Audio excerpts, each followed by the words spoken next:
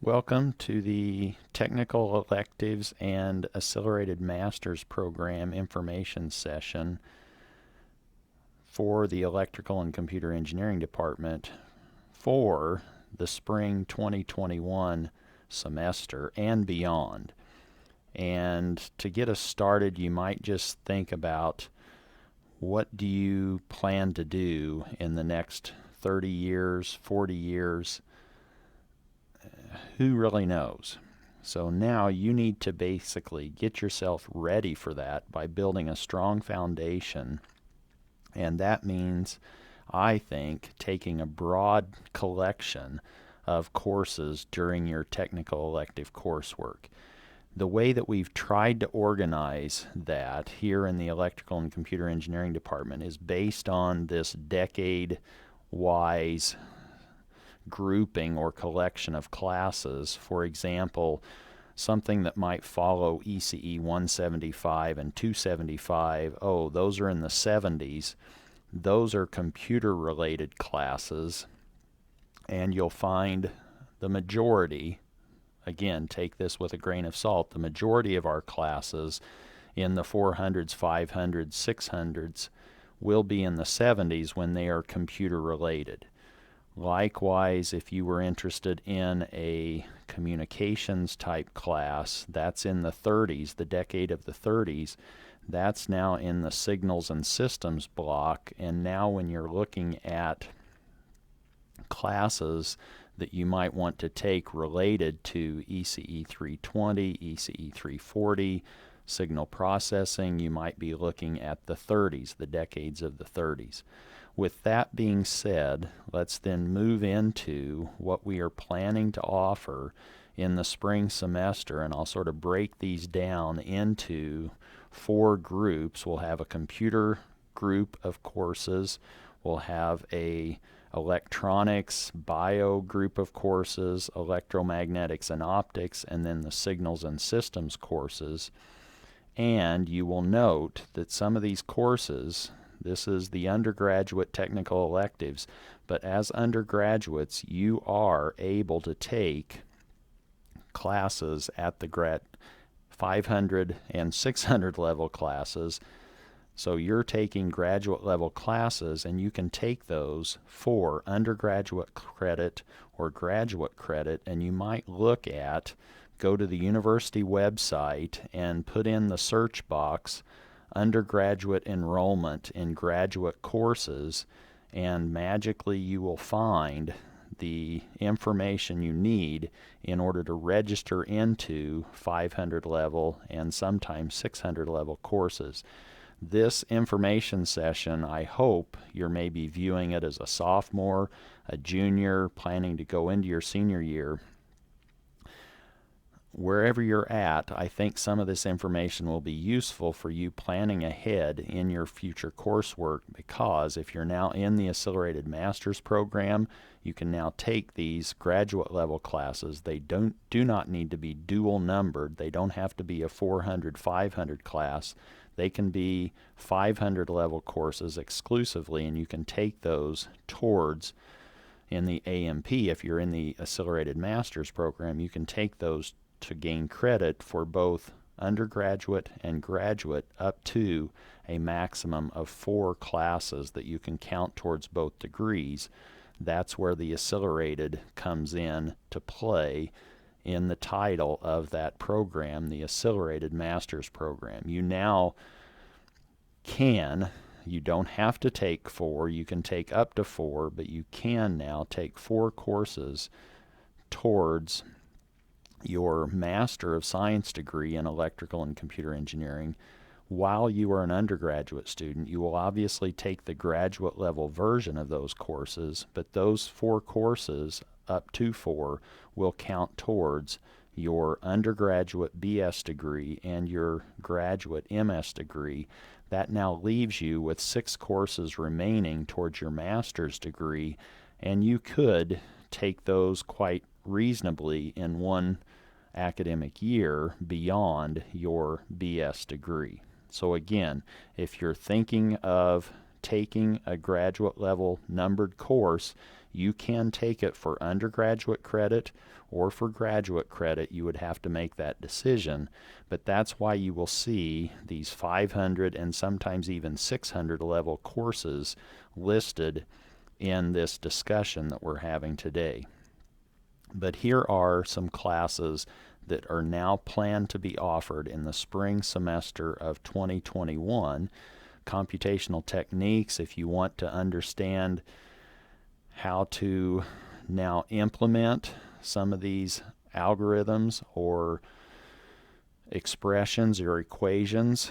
What do I need to be concerned with in terms of allowing the computer to make an accurate computational evaluation of what I'm modeling? If you're wanting to look into machine learning, we actually have a couple of classes next semester on machine learning. One of those is ECE 523, which is Engineering Applications of Machine Learning. And please be aware that if you're in the electrical engineering track, you can take these classes. If you are in the computer engineering track as an undergraduate, you can take all of these classes that I'm now presenting to you. Now, I should say there are some restrictions on taking 500 level classes. You do have to have a minimum cumulative GPA of 3.0, so I guess you do need to be at that level in your progression towards your degree in order to qualify for these 500 level classes. Another class that's being offered that I'm classifying in the computer group is Fundamentals of Cloud Computing. How does all of this work in the cloud? Computer architecture. If you liked ECE 369, then this is a logical progression of that. How do you now make these machines, these computers, perform at a higher level by construction? Advanced computer networks. How do they communicate with each other? High performance computing. How do they now make these computers behave better so that we now, if we are in a machine learning situation and we need a lot of computational power, how do we do that, or how is that accomplished? That's something you would learn in high performance computing. Also, how do you effectively transmit this information back and forth in a secure way? That's Fundamentals of Information and Network Security. How do we encode this data? That's what you will be learning in 571. 576B, what if we now want to put little computers in a lot of different places? How do we optimize that, or how do we design that? That's now 576B. So if you liked 372 and maybe you liked 369, now you're talking 576B in terms of embedded system design and optimization. If you want to try to understand how are we making these machines think, or what algorithms do we want to now program into our computers to sort of give them some intelligence, that's now Principles of Artificial Intelligence 479, and it's dual numbered 579. If you enjoyed 351C and its lab component, the next logical class in that is now 304A. That is being offered for sort of the first time in a few semesters, design of electronic circuits. Now you're going to be cascading or putting these different sections of a device that you learned, or a system that you learned how to build in 351C. Now you're putting those together to do even more. Now you have an input portion, an amplification portion, a output portion, putting all of those pieces together to effectively realize an electronic design. That's ECE 304A. If you want to go down into understanding the physics behind that, 352, device electronics, that's required if you're in the electrical engineering track, but if you're in the computer engineering track, you can take that as a technical elective. if you're now interested in implementing this digital capability on a circuit, very large scale integrated system design, that's 407, 507, and there's a limited number of seats available this next spring, but you could also take this measurement and data analysis if you're wondering how do we actually interface some of these systems with real people. That's now what you will be measuring and understanding and learning how to do in ECE 517. Again, here's one, and I'm classifying it as a technical elective for the computer engineering track, ECE 381A. Now you're learning how to think about not just circuits anymore, but now fields, and how do we now model systems and understand them from a fields perspective. That's now electromagnetics 381A. 503A, that's an optics class, but it's a mathematical methods for optics and photonics. 414A is solar energy. How do we make these devices? How do we collect energy from the sun? How do we make them more efficient? That's something you would learn in 414A. A follow-on class, if you're in the EE track and have already completed 381A, then you would take 581B. And if you're interested in a more optical perspective, 587L, a photonic communication lab, is being offered in the spring. If you really liked 486, passive circuit design, then the next semester is 588, and that's now available to you as a follow-on. Instead of doing passive circuit design in the microwave region, now you can step it up a notch and be using active devices. That's now in 488, 588. In the signals and systems area, you can take software-defined radio. That's a 500 level class. Digital image processing, if you've already completed 429 or 529, the sort of introductory signal processing class, you can now step up and take a digital imaging processing class. Of course, that logically follows 340A is digital communication systems, 435A. If you want a sampling of control systems, you can take 442. That's now structured so that you don't have to have taken 441A, the automatic controls class. Obviously, you would benefit if you've already completed a controls class, but 542 and 442 is designed to try to allow you to take that class without having a prerequisite of 441A. If you want to learn a little bit more about error correction, then 635, it may be circulating still on the internet or on the web as codes on graphs, but now think of it more as a more general opportunity to learn about how do we keep things error-free. So how do we now encode these ones and zeros to allow us to transmit this information, and still maybe we get a airy signal or a signal with a lot of errors in it on the receiving end. It's now been encoded that you can identify those errors and actually now correct for those. That's now 635. And giving you a couple more options, I said we had 2 machine learning classes. 696B Section 310 is Advanced Topics in Machine Learning and Applications.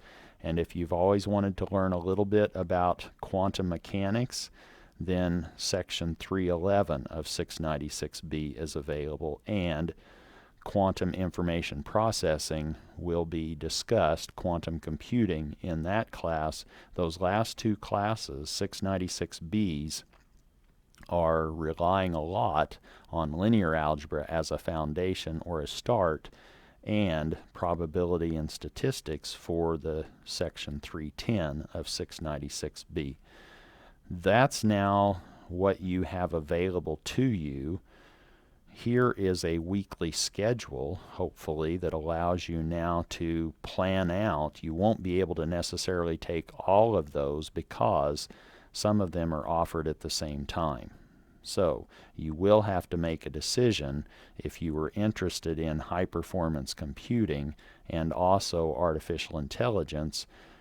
Now you may have to make that decision as to which of those you take in the spring semester. Now, if you're in the Accelerated Master's program, you might be able to sequence through that, and if that's the case, you're interested in both, I might suggest that you take 569 because that one's on a less frequent offering schedule. 479, the artificial intelligence class, is offered more frequently. But now you could say, oh, Monday, Wednesday, Friday from 10 to 11, I'm going to be taking 523, the machine learning class, etc. And that's how you can now plan out your schedule, and you can see that we go from 8 a.m. until almost 7 p.m. with our course offerings, and hopefully we don't have too much overlap, but there is some overlap. Obviously, we can't have one class in each of those 1-hour slots on Monday, Wednesday, Friday, or in those 75-minute slots on Tuesday, Thursday. Now, as you're planning your schedule, please be aware that these classes that we just discussed for spring 2021, most of those are not offered in the fall. So now you need to plan, thinking a year in advance, how you structure your choices in terms of courses. Here are some computer courses that we anticipate being offered in the fall of 2021. We have Fundamentals of Computer Architecture, Software or Object-Oriented Software Design. Those are required on the computer track, but the electrical engineering students can take those as electives. Again, I'm not going to maybe go through all of these, but you can read what we have. We have an Internet of Things class. We have the class offering design, modeling, and simulation for high-tech systems in medicine. Oh, how do we do these physical systems that are probably being given intelligence with a computer? How do we make these hardware software systems work together? If you like 274, now you can take the next follow-on in the fall as 474A. Again, how do you allow these computers to talk? That's computer networks. Cybersecurity is 509, and now if we have these computers distributed all over, how do we allow them to communicate? We have some more electronics classes, as well as electromagnetics and optics, and signals and systems. Again, I'm listing 500 level classes because I'm learning that a lot of you are taking advantage of the opportunity to take those classes at the 500 or graduate level even while you're an undergrad, and you can take those, as I said, either as an undergraduate for undergraduate credit or for graduate credit, and if you're in the Accelerated Master's program, you can actually use up to 4 of those classes towards both your BS and your MS degree. Now, you also have the ability to take a few of your technical electives outside of the ECE courses, and I'm not going to list those, but I am going to mention one thing that's been changed recently, and that is if you're interested in entrepreneurial education, you might consider getting into the McGuire New Venture Development Program, which is a 1 academic year process. Unfortunately, it conflicts with our capstone sequence in the engineering college. So if you want to do that, hopefully you're now a sophomore listening to this, or you can communicate this to your sophomore buddies and realize, oh, I can actually take this while I'm a junior in ECE, and then I won't have that conflict in my senior year, and now you'll learn how to create and plan new ventures as you're going through this entrepreneurial track through the McGuire Center at the University of Arizona. And again, here is a tentative layout, organization, schedule of the different classes and how they are laid out over the course of a week. And these notes hopefully you'll be able to access or have available to you. And now what I would like to do is, although I've said a fair amount already about the Accelerated Master's Program, here are a little bit more detailed information. If you're interested, what are the admission requirements? You need to be an ECE junior or senior. Your GPA needs to be 3.3. That's the cumulative GPA. One benefit of getting into the Accelerated Master's Program is you don't have to worry about the GRE requirement. That will be waived, so you don't have to take the GRE, the Graduate Records Exam, to get into our MS program. You are having that waived as a benefit of getting into the Accelerated Master's Program. You'll want to then submit your application prior to taking any of the classes, and you can do that after you've completed a minimum of 75 undergraduate credit hours, and that's traditionally your second semester junior year, but a lot of our students come in with a lot of units, so you're probably capable of starting the application process. You can't take any of these classes that you're going to count towards both your BS and your MS until you've accumulated 90 units, or you're now officially a senior in standing. But once you have that, then you are able to take these courses that count both towards your BS and your MS degree. If you have questions about the Accelerated Master's Program, you can email our graduate advisor, Tammy Whalen, at this given email address. And I hope that this has helped you. Now, if you have more questions, you can always go and look at the descriptions of our classes. If you were in the undergraduate, if you were wanting to look at undergraduate courses, you could come over to the undergraduate and look at courses there, and that will pull up our list of courses that you can now find a brief description relative to what that course is covering in terms of its material. If you looked at the grad program and clicked on courses, you would get this particular page, and now you can do the same thing for our graduate coursework. Now, I will let you know that things are changing quickly, and because of that, you may not find that course listed on the ECE webpage, but hopefully most of them, now the caveat is the 696Bs will have a general description, but in general, if you now went to the U of A website and clicked on class registration, you can now again click on courses, and eventually hitting it again, you will now want to come down and click on the course catalog, and it looks like I've been timed out on that, but if you click on the course catalog, now you can go to the electrical and computer engineering courses,